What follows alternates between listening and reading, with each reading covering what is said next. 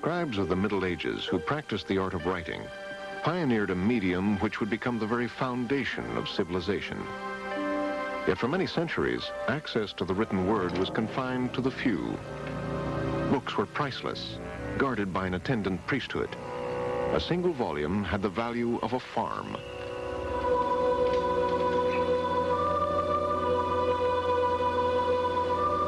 Even after printing was introduced, books remained large and expensive. It seemed unlikely that they would ever become available to a wider public. The latest technology that came in at the end of the 16th century was the idea of the chained library, whereby books could be instantly accessible to anybody who visited the library, and by simply extracting a book with the chain just long enough for the book to be lowered from the case onto the desk in front of the reader.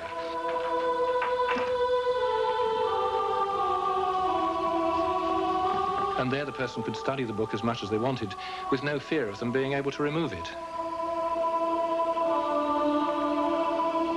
For books to become generally available, they had to lose their chains and become smaller and more affordable. Today, books are everywhere, written in hundreds of languages about thousands of subjects. Once the exclusive property of a small educated class, they have become the foundation of modern culture. In the past few years, a competitor to the book has begun rooting itself in the culture of the young, the computer. But when the ancestors of the modern computer first appeared some 45 years ago, they too were fabulously expensive and controlled by a mathematical priesthood.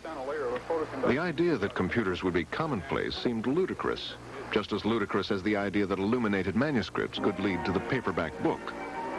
Even mathematicians found computers very difficult to use. They had to prepare their programs in the arcane language of the computer, punch them onto tape or cards, and bring them to a computer center to be run. And it rarely worked the first time. Hey, what's going on here? Something must be wrong with the oscilloscope.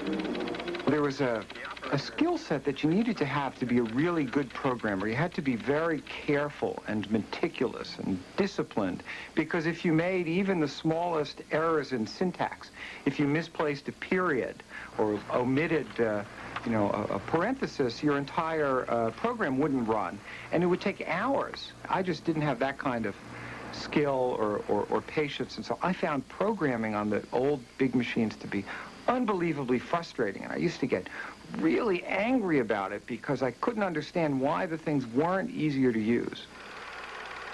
I think it was bleak. A human being having to punch holes in lots of cards and keep these cards all straight, and then take this deck of what might be hundreds and hundreds of cards to a computer, and you go away and you come back the next day and find out that your program executed up until card 433, and then it stopped because you left out a comma. So you take your deck of cards, and you go back and you fix that, and you go back to the computer again, and this time the program got to card 4006, and it stopped because you forgot to punch a O instead of a 0 or some other stupid reason. I think it was bleak. I think it was dehumanizing. This Stanford student film parodied the tyranny of early programming. Unable to get his job done, this frustrated student decides to end it all. If programmers were driven to suicide by computers, what chance was there for ordinary people ever using them? Yet within a few decades, the image of the computer would be transformed. Like the book, it would get smaller, cheaper, and become so easy to use that millions would become literate in the new medium. We're going to show you a man actually talking to a computer in a way far different than it's ever been possible to do before. Surely not with his voice. No, he's going to be talking graphically. He's going to be drawing, and the computer is going to understand his drawings. And the man will be using a language, a graphical language that we call Sketchpad, that started with Ivan Sutherland some years ago when he was busy working on his doctoral degree. In an era when almost everybody thought computers were only for crunching numbers, A young graduate student, Ivan Sutherland, used clever software to make the computer manipulate engineering drawings. With Sketchpad, Sutherland created the field of computer graphics, and 30 years ago demonstrated the power of a whole new way of talking to the computer, interactive computing.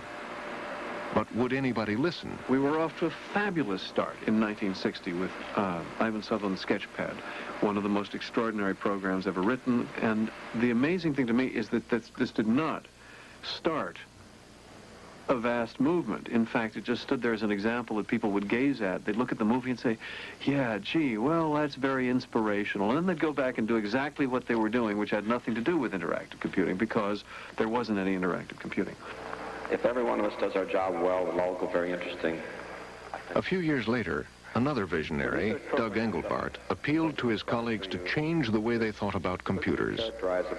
In a spectacular demonstration, he showed off a series of brilliant innovations, including a pointing device called a mouse.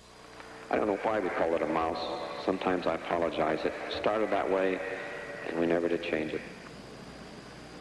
Decades ahead of his time, Engelbart had given a glimpse of what was to come. Doug Engelbart is the single most important person in the history of computing, and it's shocking how few people have actually heard of him. It would be as if we all use electricity and light bulbs, but nobody had heard of Thomas Edison.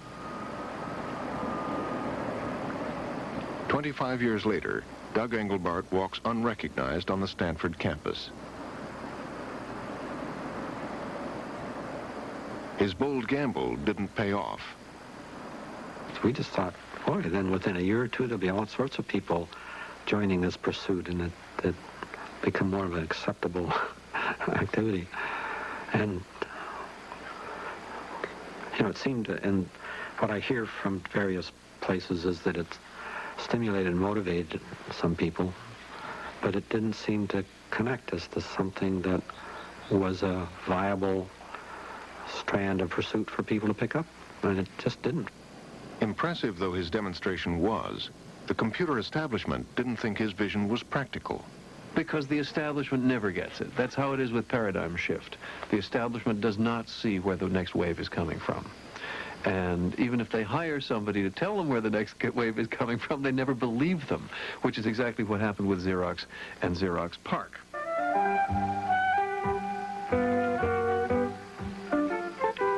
One of the implications of Engelbart's demonstration was the possibility of paperless communication, and that did not go unnoticed in one quarter.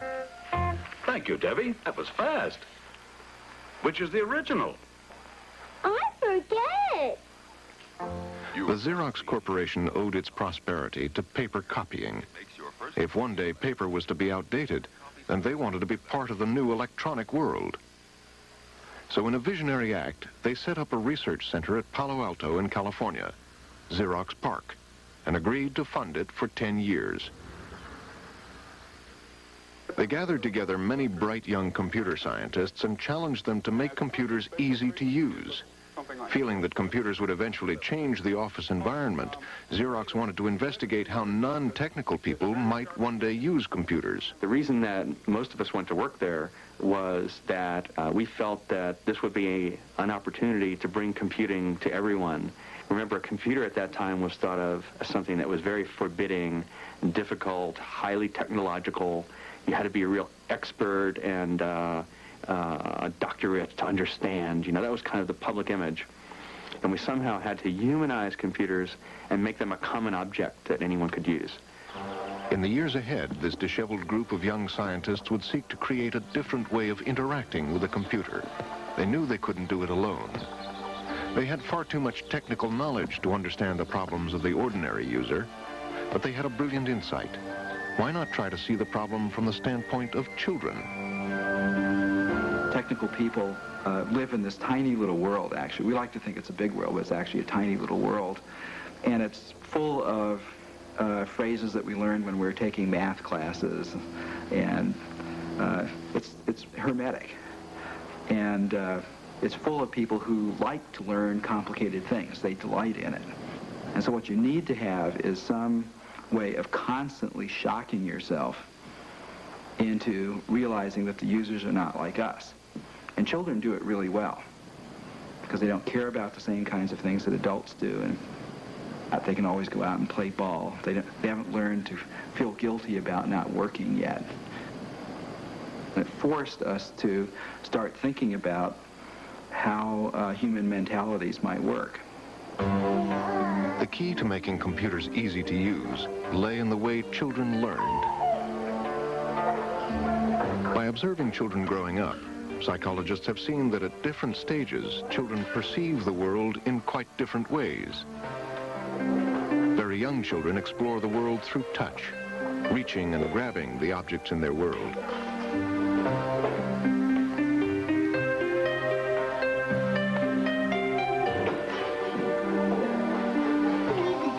For children of 5 or 6, the visual mentality is more important.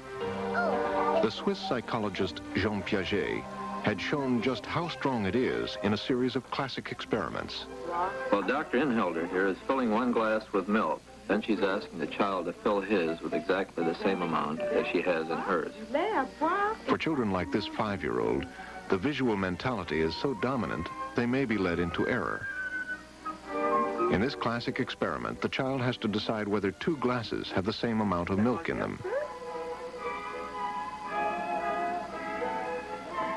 After the child is happy that the 2 glasses contain equal amounts, the investigator makes her move. I would prefer to drink my milk in the tall glass. I have poured it all in the tall glass. You and I, have we still the same amount? No. Who has more? In this glass? But how do you know?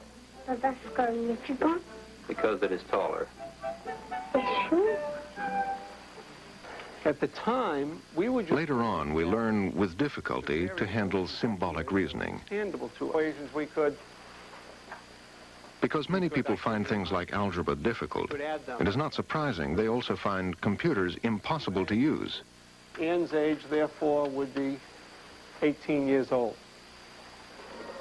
But the intuitive mentalities of touch and vision stay with us all our lives. We are all expert at seeing something, reaching out and grabbing it.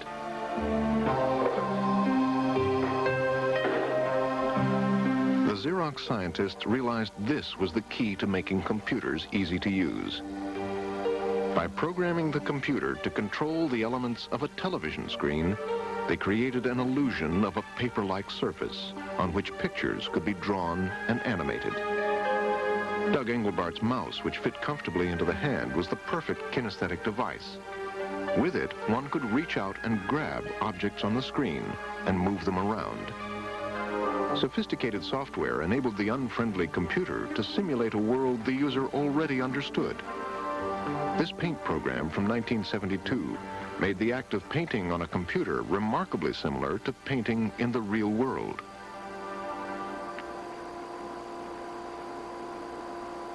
Other software enabled letters to be formed,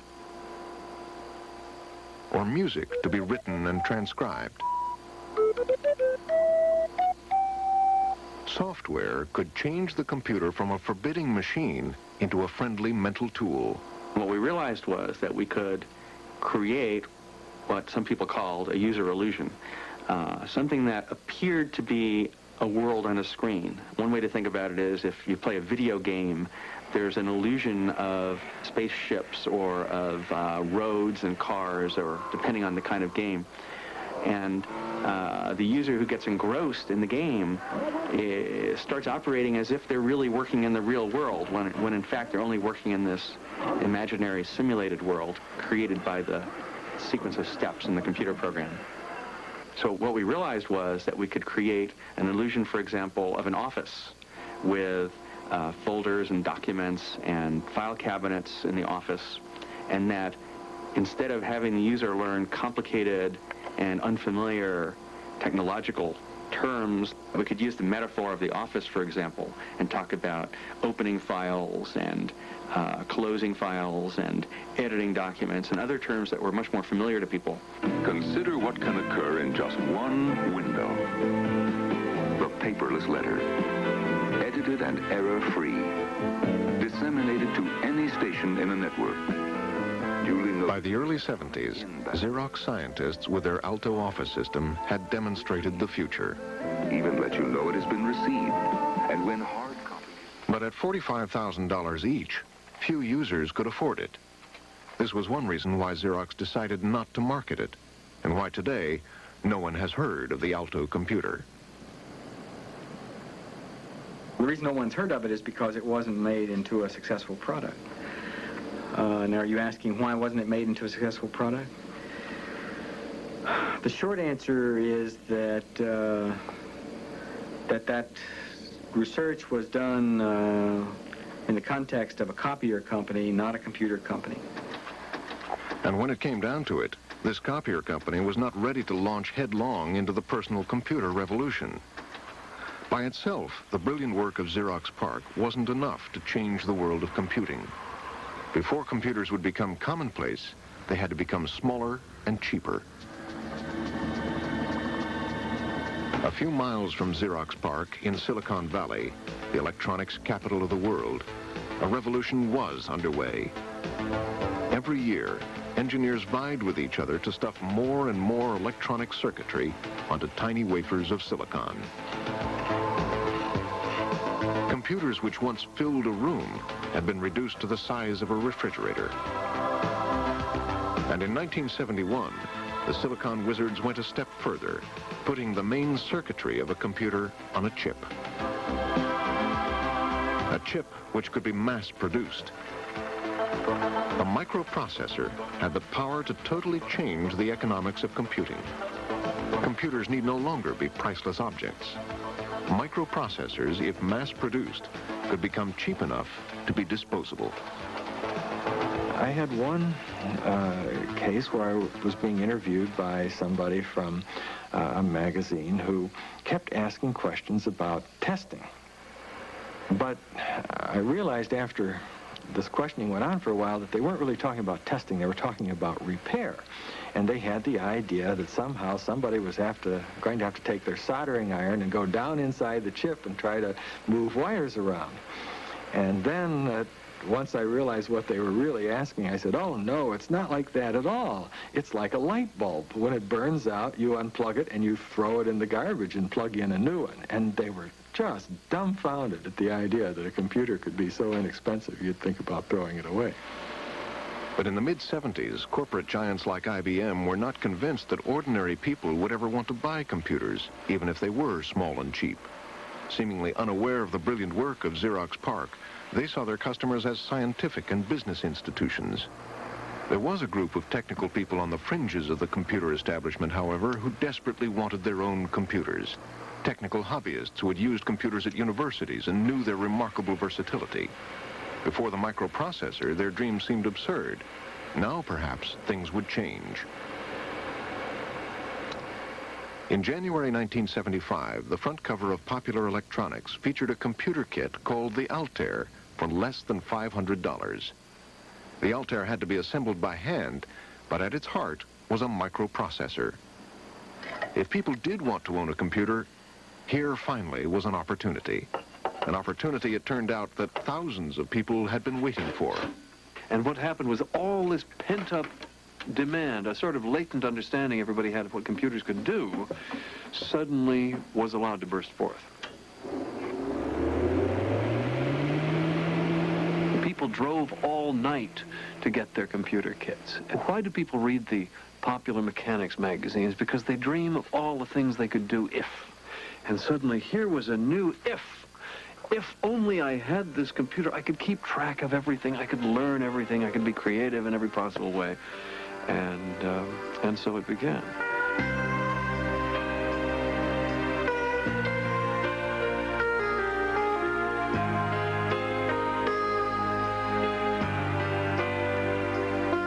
For technical hobbyists, it was a dream come true.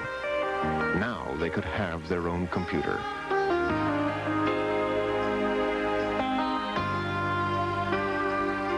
Clubs of enthusiasts grew up all over America, like the Homebrew Computer Club in San Francisco, where members showed off what their homebrewed computers could do.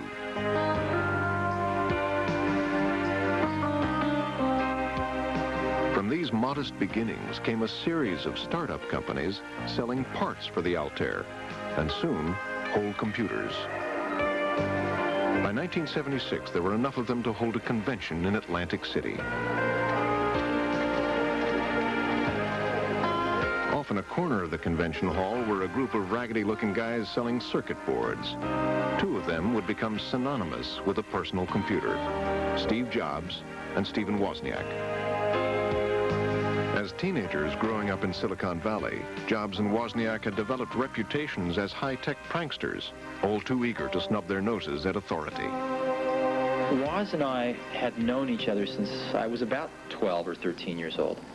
And our first project together was we built these little blue boxes to make free telephone calls. And we had the best blue box in the world. It was this all digital little blue box. I don't think it works anymore, so. But we had a fun time doing that. So when it came to building a computer together, Woz was the brilliant hardware engineer and focused on the core design of the computer. And I was worrying about which parts we ought to use and how we were going to build these things and how somebody that wasn't a Woz was going to manage to buy all the extra parts you still needed to buy and plug this thing together. So I was not designing a computer with any idea we'd ever start a company, ever have a product, ever be successful. It was just to go down to the club and show off and to own and use. Steve saw the interest, and he started coming up with ideas right away how this thing could be turned into product, how it could be marketed. The two Steves, however, knew little about running a business. Their ambitions might have come to nothing had they not gone to Mike Markkula for help. Markkula was a retired Intel executive who liked helping young entrepreneurs. When he saw the computer they were building, the Apple, he was entranced. And I looked at it and I said, this is the first affordable, useful computer for people. And the two guys really didn't have the background and experience to start a company and make it successful. So I agreed to help them.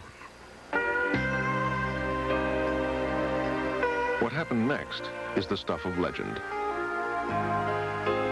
The story of Jobs and Wozniak and the rise of Apple Computer is the American dream writ large. For the seed the hobbyists had planted grew quickly into a huge microcomputer industry. Contrary to the expectations of the corporate establishment, people did apparently want to own their own computers, although it was not clear exactly why. Some used them for games, and later scientific and business uses were found. But whatever the reason, people apparently wanted to own them. While many of the startup companies folded in this turbulent market, under Markkula's careful management, Apple prospered, becoming the fastest-growing company in history. Jobs, Wozniak, and Markkula became rich beyond their dreams, each ending up with more than $100 million. When Apple went public in 1980, more than 40 Apple employees and investors became instant millionaires. Never before had one company made so many people so rich so quickly. A machine which once cost millions of dollars and filled a room was now coming off the assembly line by the thousands, an idea which a decade before would have sounded like science fiction. IBM, the industry giant, had been sitting on the sidelines watching the fledgling personal computer industry develop. But Big Blue wasn't sure how to respond to this strange new market.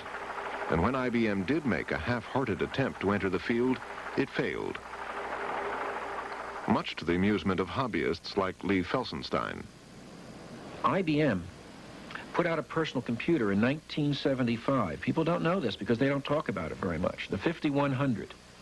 They called it the portable computer. It weighed 30 pounds. It was big as a bread box, had a 5-inch screen, could cost $5,000 just to open the box and $9,000 if you wanted it to really do anything.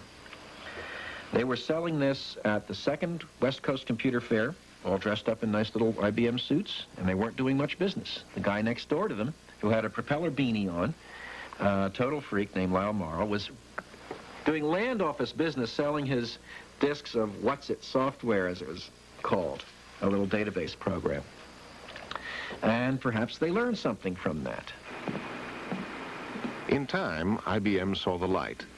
While demand for mainframes and mini-computers was still strong, small, inexpensive personal computers were the machines of the future.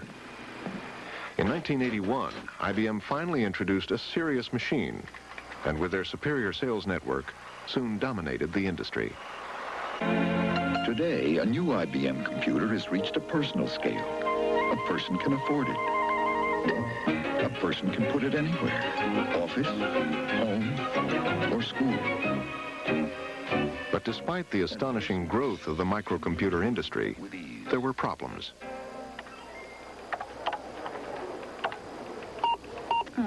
Computers were now small and affordable, but they were still infuriatingly difficult to use. If you can't get a computer to do anything but frustrate you, if you're having a hard time understanding computers,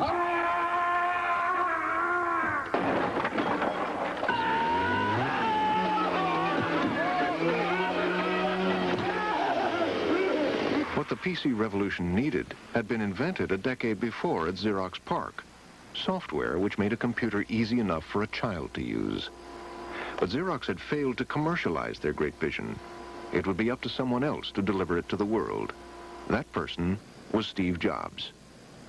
One day in 1979, he visited the Xerox laboratories and was astonished at what he saw. And it was just instantly obvious to anyone that this was the way things should be. And so I remember coming back to Apple thinking, our future has just changed. This is where we have to go. Steve Jobs had seen the light. His challenge was to build a computer which was not only small and affordable, but so intuitive a child could use it. Such a computer might not only change the course of computing, but prevent the mighty IBM from taking over the PC industry. The launch date for his new product, the Macintosh, was January 1984. And in an impassioned speech to his salesman, Jobs couldn't resist invoking the name of George Orwell. It is now 1984. It appears IBM wants it all. IBM wants it all and is aiming its guns on its last obstacle to industry control, Apple.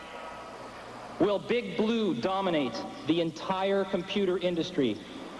The entire information age? Was George Orwell right about 1984? In a daring and controversial commercial which attracted the attention of news media all over the world, Jobs created an image of desperate computer users being brainwashed by Big Brother, a veiled reference to IBM. Secure from the pests, obeying we are one people. But they were about to be awakened from their slumber by the wind of personal, interactive computing.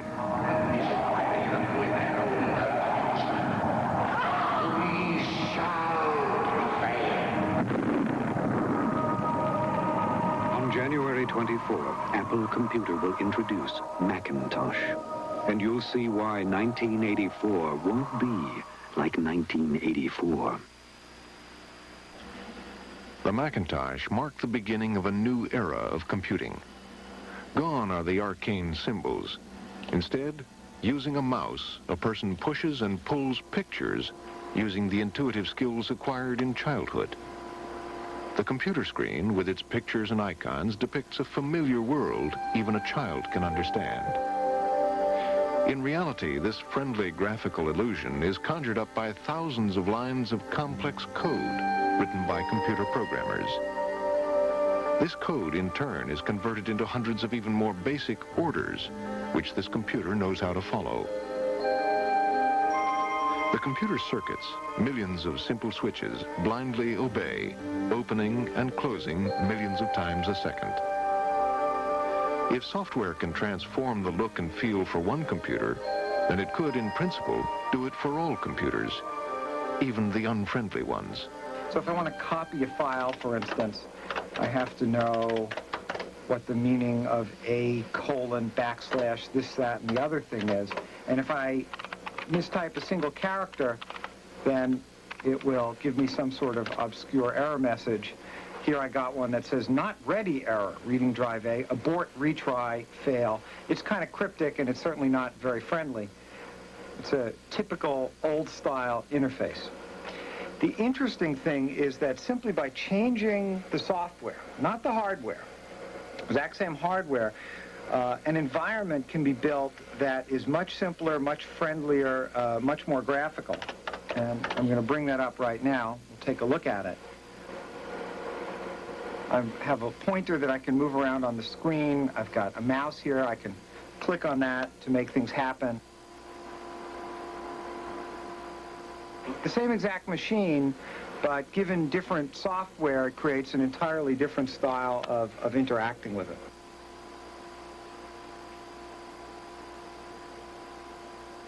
The paradox was that to make a computer easier to use, you needed a more powerful computer in the first place, because you were going to burn a lot of the cycles on making it easy to use. And so this computer that was easy to use was actually more powerful and could do more things. Powerful computers which once filled a room and cost a small fortune now fit on a desk. Once the exclusive tool of skilled programmers, computers were increasingly simple to use. Now it was up to individuals to decide what to use them for. Computers could still be used for arithmetic, but different software could transform the same computer hardware into a drawing machine. Simple commands could scale, rotate, or color a drawing, producing in seconds what would have taken a skilled draftsman hours of work. Other software in the same machine turned it into a musician's studio.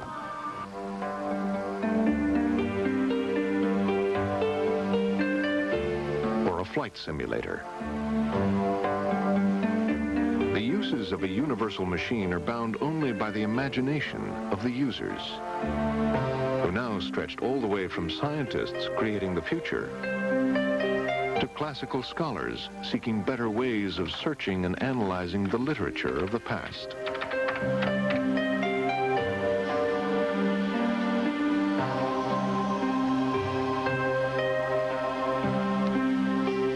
As the 80s wore on, the machine invented to compute numbers was now seen less and less as having anything to do with arithmetic.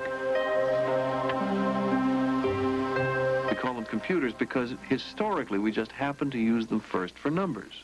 They could have been used first for controlling moving signs like baseball scoreboards, in which case we wouldn't have thought of them as numerical. We would have thought of them as textual and graphical machines first and then recognized their numerical functions afterward. So it's a historical accident that they're called computers, and this has misled a lot of people. What they really are is all-purpose machines that can be turned to any purpose by instructing them, which doesn't mean saying, now computer, you do this. It means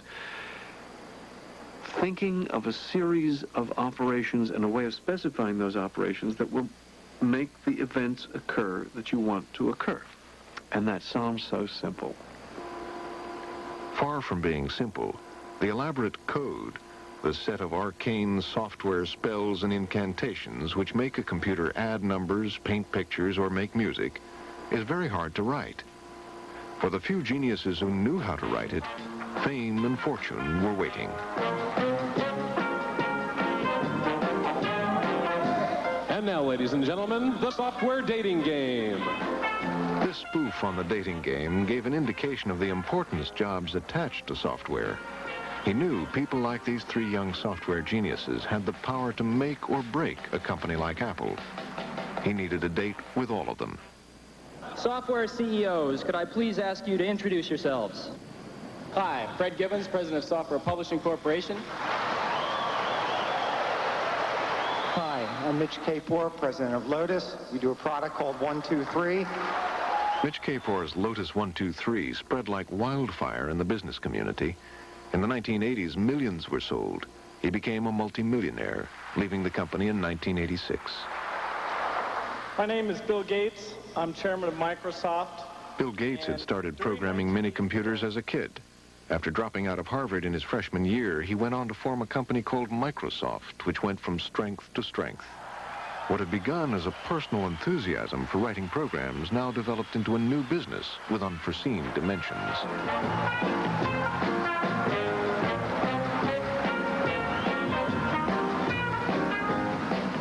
Still only in his mid-30s, Bill Gates is worth billions.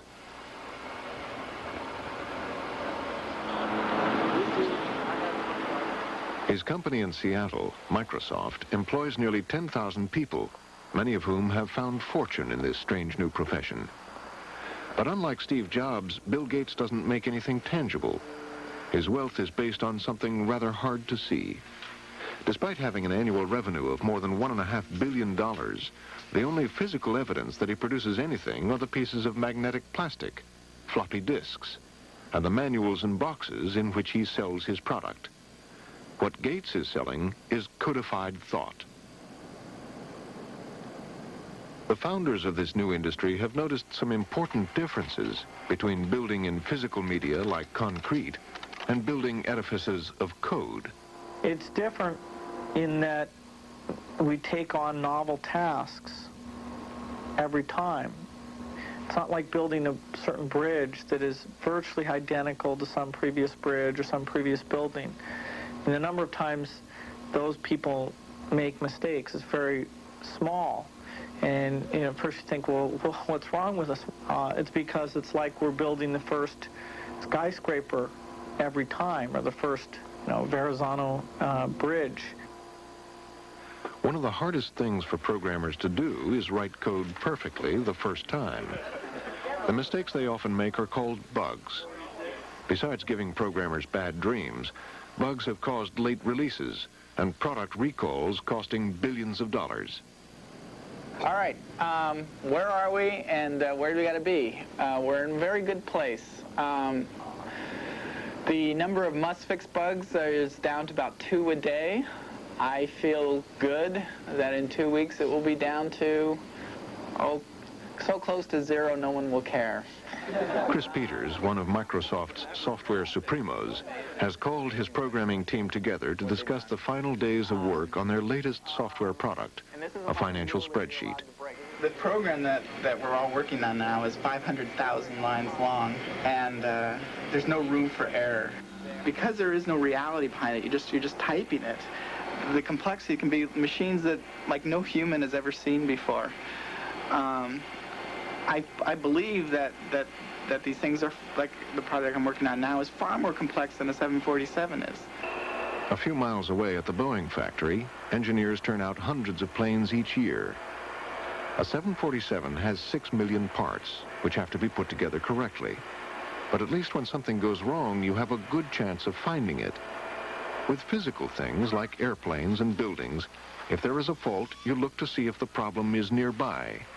So if you've got something that's not holding its weight well, you look to see if the joint is tight, if the screws are right, and you don't have to go and analyze the whole building.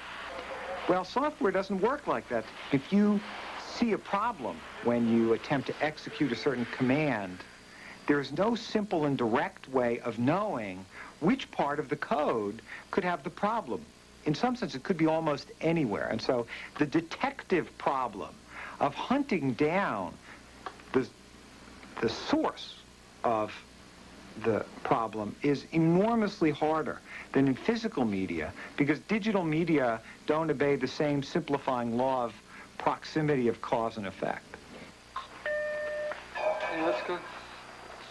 Laura, a child of a new computer era, is blissfully unaware of how a computer works and how it is programmed. Born the year of the Mac, she found the objects in her world included not only pets, people, and toys, but friendly computers. Where's the mouse? Her father took this extraordinary film when she was only 18 months old. Although she can't talk properly and cannot begin to read, she is essentially computer literate. Laura, let's make a ball. There's the ball. We're making very nice. Want to make a white ball? The computer, once the specialized tool of scientists, is becoming part of the culture of the young. What is a computer? If someone knows nothing about it, what would you tell them a computer is? What would you say, Kim? Well, a computer is something that you write on and press buttons on. All right, so it's something that you can write with. What else can we do with computers? Make designs. How do we make designs on the computer? Well, you press some buttons and then you can make a design. It's something that's like a TV and you could make, look at me go, pictures with it and it helps you to read. For a new generation of children, the computer was a familiar object in their world. And not knowing anything of its history as a room-sized number cruncher, they had formed their own image of what it was for. How it worked was of no interest to them. What mattered was what they could do with it. Since they used computers for things like drawing, writing, and reading, they saw it as more like a pencil and paper than a machine. No, that's my turn.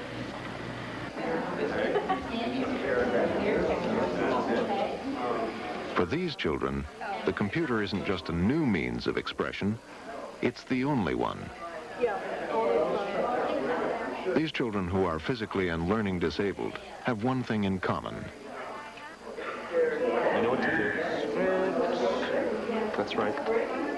The traditional medium for representing ideas, the book, is largely unavailable to them.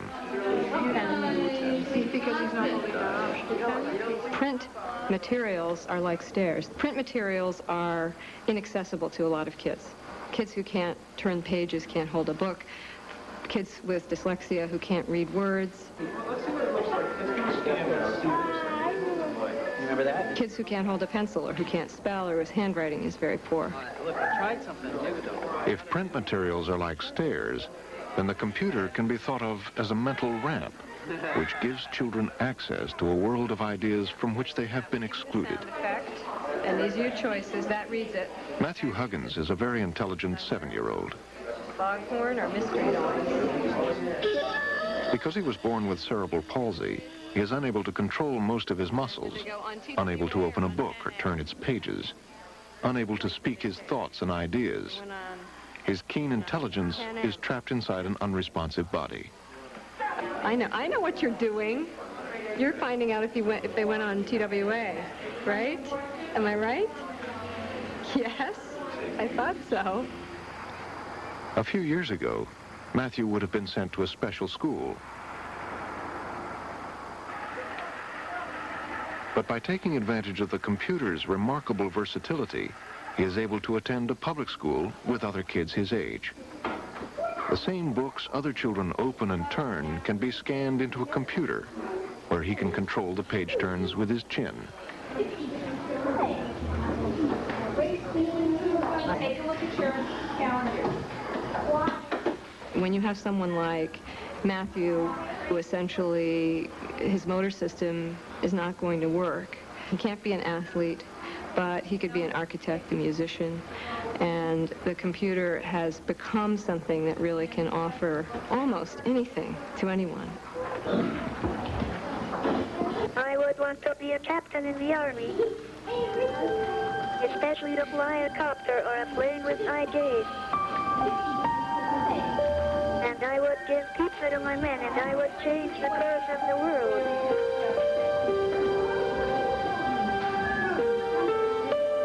A remarkable thing has happened. Children of Matthew's generation have worked out what most computer users were unable to see. The computer isn't really a machine at all, but a new medium. It shows signs of becoming as important to our developing culture as the book before it. But the process of acceptance, which took the book hundreds of years, has some way to go. Computers are still very valuable and cherished objects. As with the priceless books of past ages, university libraries chain them in to prevent them from being stolen.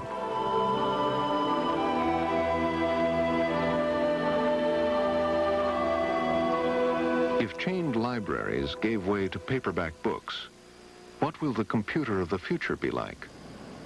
Computer manufacturers are not hesitant in coming forward with their visions. Most see a world where computers are much smaller and more powerful, where we interact with them by speech. Let's see noise test 3 again. Okay, change the nozzle dimensions to the ones in noise test 3. A world where computers are completely taken for granted. Through the cracks in the Earth's crust, and the cracks are called fissures. I knew that. What's it really look like? This is what a volcanic eruption looks like in real life.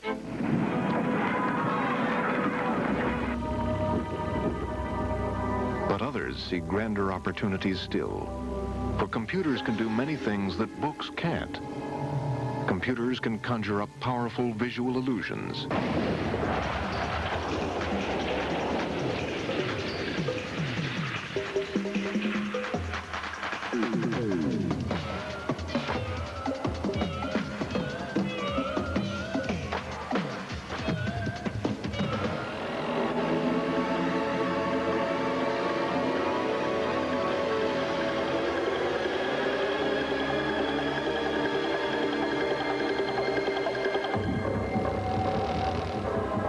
And these illusions don't have to be confined to a flat, two-dimensional screen. In 1965, the pioneer of computer graphics, Ivan Sutherland, realized computers held the key to a much richer kind of visualization. He wondered what it would be like to reach through the screen itself and surround himself in a simulated world. This experimental helmet gave the user the illusion of being inside a three-dimensional world. As he moved his head, so the pictures changed accordingly. The technology was barely able to handle a simple geometrical world in those days. But 25 years later, at the University of North Carolina, a group of scientists inspired by Sutherland's idea have brought this art to a level where it can be demonstrated. This is a head-mounted display, which consists of a pair of small TV displays connected to a helmet and a small tracking system which allows the computer to determine where the helmet is in position and orientation at every instant. And using these two technologies, we can program computers to give the feeling to the user who's wearing this of being immersed in the computer simulated environment.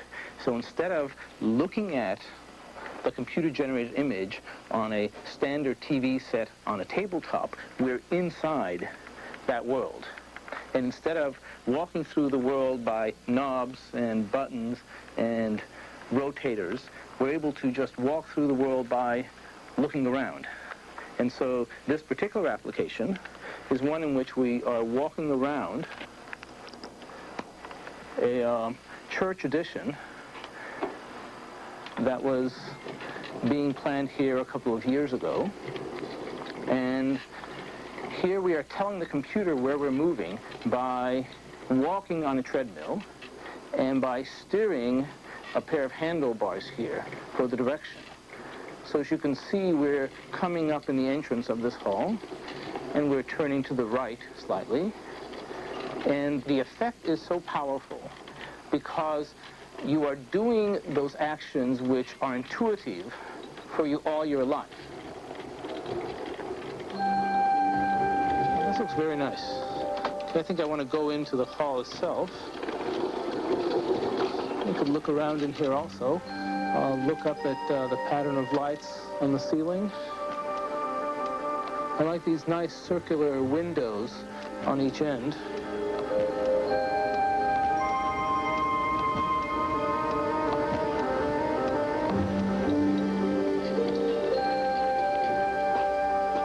years before this building was completed, people had walked through it. They had looked at its columns. They had walked inside it and gazed at its windows.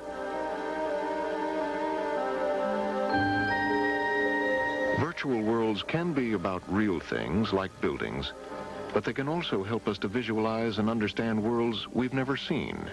And over on the right is a small molecule called methotrexate, which is one of the inhibitors for this molecule, so that I can move it in space. I can bring it over near the enzyme, and also I can turn and twist it, and I can walk it inside this cavity. Now I let it go inside the cavity, and all of the things show colors. I can go in and stick my head right in the middle of it. I'm back in the active site now, and you can go right through and come out the other side. It feels a little strange. Of course, you don't feel the molecule. You don't actually bump into it, but it seems that way. That we wanted a room-filling molecule.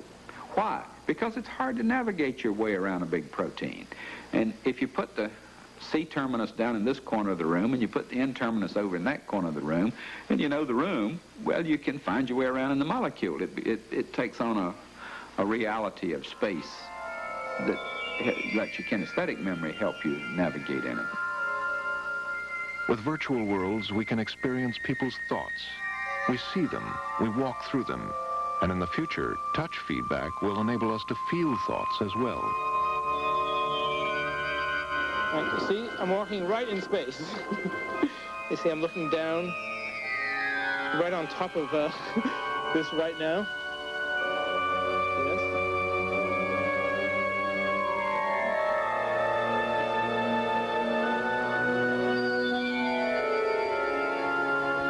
At the moment, the illusions strain the limits of what computer hardware can manage. Every time the user moves, millions of computations have to be done to update the image. This is why it is still a little jerky. But things are improving very quickly. We're just barely at the point where we can do interesting demonstrations.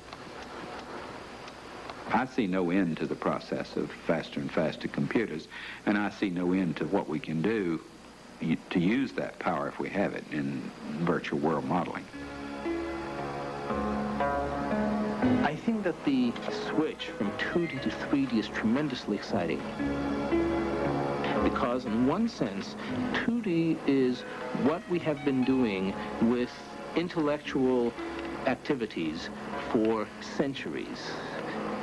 It is what we write, it is what we read, it is the pictures that we see on the walls, it is the way we communicate with people. On the other hand, 3D is where we live all the time. Our everyday life is three-dimensional. And so I believe that as soon as the computers become capable of being able to interact with the users in 3 dimensions, that the more natural interface will be a 3D one.